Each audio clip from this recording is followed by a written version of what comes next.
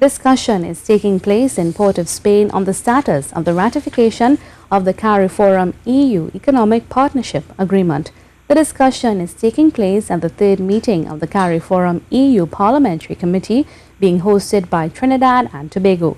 The EPA is seen as critical to Caribbean trade and economic growth. The purpose of the agreement is to make it easier for people and businesses from the two regions to invest in and trade with each other, and thus to help Caribbean countries grow their economies and create jobs. The EPA will also ensure that the private sector benefits from the opportunities under the agreement.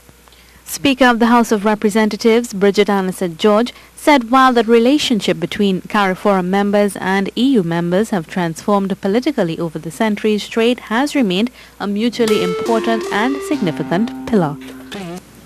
The main objective of the Cotonou Agreement, as reflected in its Article 1, of poverty reduction and the eventual integration of African, Caribbean and Pacific countries, ACP, into the world economy remains as relevant in 2017 as it was 17 years ago.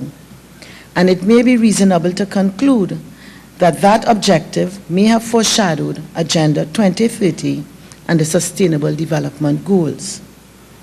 Some of the overall objectives of the Economic Partnership Agreement include the liberalization of trade, enhanced opportunities for increasing investment, providing private sector initiatives, and increasing supply capacity.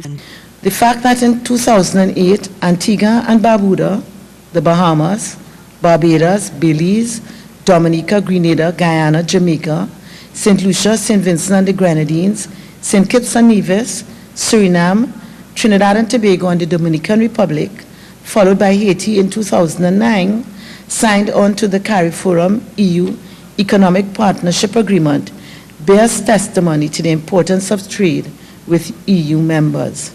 The EPA has not yet been fully implemented, as only 9 of the 15 CARIFORUM states have ratified the agreement, according to Minister of Trade and Industry, Paula Gopi-Schoon. The legislative bodies play an instrumental role in the operation of the EPA, and given that the agreement is of indefinite duration and has a wide-ranging implementation agenda, areas such as compliance, regulatory, legislative and institutional obligations require national legislators to be centrally involved in the legislative work tied to the operation of the EPA. Currently, CARIFORUM's second largest trade supplier after the United States is the EU.